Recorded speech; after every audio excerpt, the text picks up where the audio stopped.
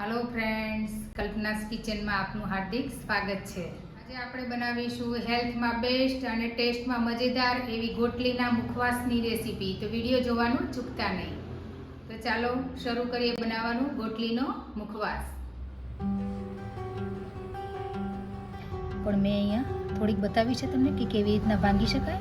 તો આપણે જોઈ લઈએ ને। આવી રીતના તમે પ્લેટફોર્મ ઉપર નહીં તોડતા, નહીતર પ્લેટફોર્મ છે તૂટી જશે। કોઈ બહાર જે હાર્ડ જગ્યા હોય ત્યાં તમારે તોડવું। આવી રીતના આગળથી એને પથ્થરથી અથવા તો આવી રીતના પકડથી તમે તોડી શકો છો। આવી રીતના એનું મોઢું તૂટી જાય પછી તમે હાથેથી અથવા તો ચાકુથી એને આવી રીતના ભાંગીને ગોટલી છે એ અંદરથી કાઢી લેવી। અને આવી રીતના બધા જ ગોટલા છે, ગોટલાની અંદરથી ગોટલી આપણે કાઢી લઈશું। આવી રીતના તમે જોઈ શકો છો કે આવી રીતના બધી કાઢીને આપણે રેડી કરી લઈએ। તમે બાફશો ત્યારે આની જે છાલ છે એ નીકળી જશે આવી રીતના। હેલો ફ્રેન્ડ્સ, ગરમીની ફૂલ સિઝન ચાલી રહી છે અને ચોમાસાની શરૂઆત થઈ રહી છે। તો બધાના ઘરમાં કેરી તો ખવાતી જ હશે। તો એના ગોટલા નીકળતા હોય છે, તેમાંથી જે ગોટલી નીકળે છે એનો આપણે મુખવાસ બનાવવાના છે, જે આપણે હેલ્થ માટે પણ ખૂબ જ સારો છે। તો જે આ ગોટલી નીકળી છે એ મેં 550 ગ્રામ ગોટલી લીધી છે। હવે એને આપણે બાફી લઈશું, પછી આગળની પ્રોસેસ આપણે કરીશું। હવે જે આ ગોટલી લીધી છે આપણે એ કુકરમાં આપણે એડ કરી દઈશું। આનો જે મુખવાસ છે એ ખૂબ જ ટેસ્ટી બનતો હોય છે। તો તમારા ઘરે જો આ રીતના ગોટલા વધ્યા હોય તો તમે પણ આનો મુખવાસ બનાવી શકો છો। તો વિડીયો અંત સુધી જોવાનું ચૂકતા નહીં। હવે આની અંદર આપણે 2 ગ્લાસ છે એ પાણી એડ કરશું। મેં અહીંયા મીઠું આપણા રસોડામાં જે ચમચી હોય એનું જ માપ લીધું છે, એટલે આ 2 ચમચી ભરીને હું મીઠું એડ કરીશ। તમે તમારા ટેસ્ટ મુજબ લઈ શકો છો। હવે આપણે ગોટલી જે કાઢી છે કુકરમાં નાખી છે એને 4 થી 5 સીટી આપણે પડાવીશું। તમે તમારા કુકરમાં જે સીટી પડાવતા હોય એ રીતના પડાવી ગોટલી બફાઈ જાય ત્યાં સુધી। આમાં 4 થી 5 સીટીમાં અમારે બફાઈ જાય છે, એટલે હું 4 થી 5 સીટી આમાં પડાવીશ। ત્યાર પછીની આગલી પ્રોસેસ આપણે જોઈશું। હવે આપણે જે ગોટલા હતા એની ગોટલી કાઢીને જે બાફવા મૂક્યા હતા એ હવે બફાઈ ગયા છે।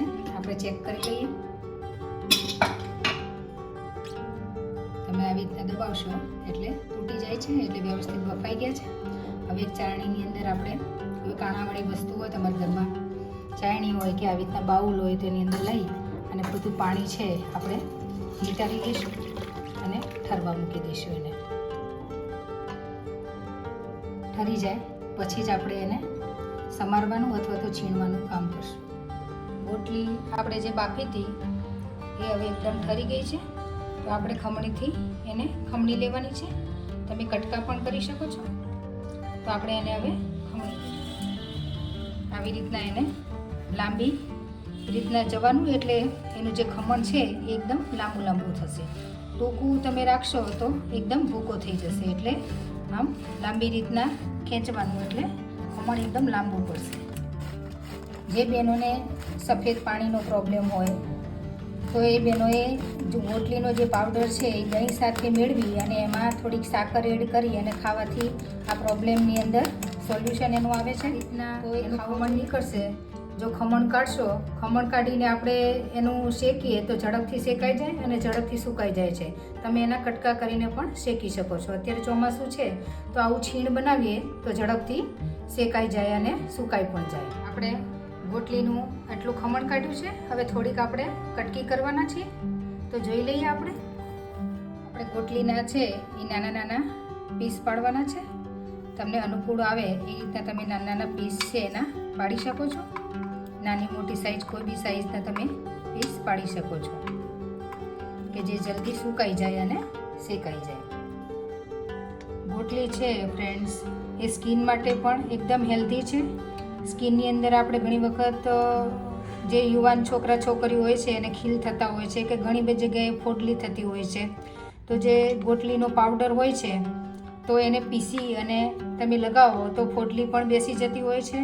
અથવા તો ગોટલીનો પાવડર છે એ ગરમ પાણી સાથે લેવામાં આવે તો બી એનું જે ઇન્ફેક્શન હોય છે એ તરત જ મટી જતું હોય છે। તો ગોટલી છે એટલી બધી લાભદાયી છે। તો તો સ્કિન પ્રોબ્લેમ પણ મટાડી દેતી હોય છે. કોઈ વ્યક્તિને ડાયરિયા થઈ ગયા હોય તેના માટે બી ગોટલી એકદમ બેસ્ટ છે કે તમે આનો પાવડર છે 1 ચમચી પીવડાવી દો અથવા તો ગોટલીનો મુખવાસ એને ખવડાવી દો તો ડાયરિયા છે એ થતાં બંધ થઈ જશે કે બોડીની અંદર પાણી ઓછું થઈ જતું હોય છે. તો આ મુખવાસ એના માટે બેસ્ટ છે. ગોટલીનું જે ખમણ અને આ કટકી બંને આપણે રેડી થઈ ગયા છે. આપણે એને પંખા નીચે પોળા કરી દેવાના છે કારણ કે તડકો નથી, કારણ કે ચોમાસાની સિઝન છે એટલે જો તડકો આવે તો આપણે તડકે પણ તમે રાખી શકો છો. તો અત્યારે તડકો નથી એટલે હું પંખા નીચે પોળા કરીશ. આવી રીતના છૂટું છૂટું જે ખમણ છે એ છૂટું પાથરી દેવું જેથી કરીને પંખા નીચે જલ્દી સુકાઈ જાય. આ રીતે કટકી પણ આપણે પોળી કરી દઈશું જેથી કરીને જલ્દી સુકાઈ જાય. આપણે જે ગોટલીનો મુખવાસ બનાવવાના હતા એમાં ગોટલી આપણે સૂકવી હતી. મેં પંખા નીચે સૂકવી હતી કારણ કે તડકો નહોતો એટલા માટે. તમે તડકામાં પણ સૂકવી શકો છો. તો બંને જે ગોટલી છે એ સુકાઈ ગઈ છે. તો હવે આપણે એને શેકી નાખવાની છે ઘીની અંદર. ગેસ ઉપર આપણે કઢાઈ ચડાવી દીધી છે. એની અંદર આપણે 2 ચમચી મેં ગાયનું ઘી લીધું છે એ એડ કરીશું. તમારે જેટલો મુખવાસ હોય એ પ્રમાણે તમે ઘી છે એ એડ કરી શકો છો. હવે જે આ મુખવાસ બનાવ્યો છે એ આપણે કાચો મુખવાસ એ એડ કરી દઈશું. જે છીણ છે ગોટલીનું એ એડ કરી દઈશું અંદર. ગેસની ફ્લેમ છે આપણે મીડિયમ ટુ લો રાખશું જેથી કરીને મુખવાસ છે આપણો આ બનાવીએ છીએ ગોટલીનું છીણ એ પડી ન જાય અને હલાવતા રહેશું સતત. ફ્રેન્ડ્સ, આ મુખવાસ જોયા પછી તમે ક્યારેય ગોટલીને ફેંકશો નહીં કારણ કે આની અંદર ખૂબ જ સારા પ્રમાણની અંદર વિટામિન B12 મળે છે અને ખૂબ જ આપણા શરીર માટે ઉપયોગી છે. કારણ કે ઘણી વખત B12ની ઉણપ બધાને જોવા મળતી હોય છે. તો આ B12ની ઉણપ છે એ પૂરી કરે છે અને સમતુલિત માત્રાની અંદર પ્રોટીન, કાર્બોહાઈડ્રેટ અને ઓઇલ જેવા ફાઇટો કેમિકલ્સ આની અંદર મળતા હોય છે જે આપણા બોડીને હેલ્ધી રાખે છે. આપણા શરીરની અંદર 21 થી 22 પ્રકારના એમિનો એસિડની જરૂર હોય છે, જેમાં 9 પ્રકારના જે એમિનો એસિડ હોય છે એ બોડી બનાવી શકતી નથી અને જે 9 એમિનો એસિડ છે એ આ ગોટલીની અંદરથી આપણને મળી રહે છે પૂરતી માત્રાની અંદર. તો હવે આ જાણ્યા પછી તમે ક્યારે ગોટલીને ફેંકશો નહીં અને વિડીયો અંત સુધી જોવાનું ચૂકતા નહીં ફ્રેન્ડ્સ. અને જો હવે તમે તમારી ચેનલ ઉપર નવા હો અને હજી સુધી સબસ્ક્રાઈબ ન કરી હોય ફ્રેન્ડ્સ તો સબસ્ક્રાઈબ કરવું બિલકુલ ફ્રી છે ફ્રેન્ડ્સ. તો સબસ્ક્રાઈબ જરૂરથી કરજો ફ્રેન્ડ્સ. ગોટલીની અંદર મેગ્નીફેરિન નામનું ઘટક હોવાથી તે ડાયાબિટીસને કંટ્રોલ રાખે છે. એટલે ડાયાબિટીસના પેશન્ટ માટે ગોટલી છે એ ખૂબ જ અગત્યની છે. તો એને ગોટલી અથવા તો ગોટલીનો મુખવાસ છે એ ખાવો જોઈએ. ગોટલીની અંદર વિટામિન C, K અને E પણ મળે છે જે આપણા બોડીની અંદર જે કચરો જમા થયેલો હોય છે એને દૂર કરવામાં મદદ કરે છે. અને આપણે જે કાજુ બદામ ખાઈએ છીએ એના કરતાં પણ વધુ પોષક તત્વો છે એ આપણને ગોટલીમાંથી મળી રહે છે ફ્રેન્ડ્સ. આવી રીતના ધીમે તાપે આપણે ગોટલી છે છીણેલી એને હલાવતા રહેશું જેથી કરીને નીચે ચોંટી ના જાય. ગેસની ફ્લેમ આપણે એકદમ લો જ રાખીશું. અને 3 થી 4 મિનિટ થઈ ગઈ છે. હજી 3-4 મિનિટ આપણે શેકીશું એટલે મુખવાસ આપણો રેડી થઈ જશે. હવે જે આપણે ખમણ ગોટલીનું કાઢ્યું હતું એકદમ ક્રિસ્પી થઈ ગયું છે. તમે કલર જોઈ શકો છો. આ રીતના એનો બ્રાઉન કલર આવી જાય એટલે સમજવું કે ક્રિસ્પી થઈ ગયું છે. તમે ઠંડુ પાડીને ચેક પણ કરી શકો છો. એટલે આપણે આને કરતાં મને 5 થી 7 મિનિટ લાગી છે. તો સરસ એકદમ ક્રિસ્પી થઈ ગયું છે. તો હવે આપણે ગેસની ફ્લેમ છે એ બંધ કરી દઈશું. 2 મિનિટ આને ઠરવા દઈશું અને ત્યાર પછી આપણે એને સંચળ પાવડર એડ કરીશું. હવે 2 મિનિટ જેવું થઈ ગયું છે મુખવાસ થાય. હવે એની અંદર આપણે સંચળ એડ કરી દઈશું. બાફામાં મેં સિંધા નમક નાખ્યું હતું, તમે કોઈ બી નમક નાખી શકો છો. આપણે 1/2 ચમચી જેવું મેં નાખું છું અંદર સંચળ. તમે તમારા ટેસ્ટ મુજબ નાખી શકો છો.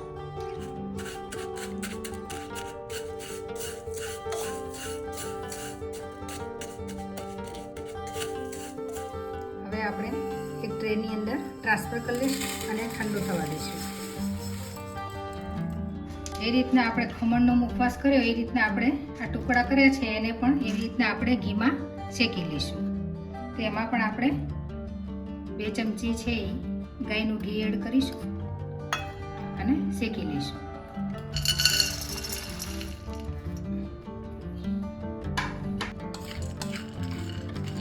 ગોટલી છે એ સ્કિન માટે પણ એકદમ હેલ્ધી છે. તમે ગોટલી જે છે કાચી એનો સૂકવીને પાવડર કરી અને પી શકો છો તો સ્કિનને પણ એ હેલ્ધી રાખે છે. અને જો સ્કિનની અંદર કોઈ બી ઇન્ફેક્શન હોય કે સ્કિનની અંદર કંઈ ફોડકી થઈ હોય તો એનો પાવડર છે ડાયરેક્ટ એની પેસ્ટ બનાવી અને તમે લગાવો તો એ ફોડકી પણ બેસી જશે અને એનું ઇન્ફેક્શન પણ મટી જશે. એટલી હેલ્ધી એ ગોટલી છે. ફ્રેન્ડ્સ, આપણો જે મુખવાસ હતો શેકીને તૈયાર કરી દીધો છે મેં. બંને મુખવાસ રેડી થઈ ગયા છે. તો તમને હેલ્ધી મુખવાસ કેવો લાગ્યો તો મને કોમેન્ટ સેશનમાં જરૂરથી જણાવશો. તો મળીએ આપણે નેક્સ્ટ વિડીયોમાં. ત્યાં સુધી બધા જ ફ્રેન્ડને જય શ્રી કૃષ્ણ. જો તમને મારી રેસીપી સારી લાગે તો મારી ચેનલને લાઈક, શેર અને સબસ્ક્રાઈબ કરવાનું ભૂલતા નહીં. Thank you.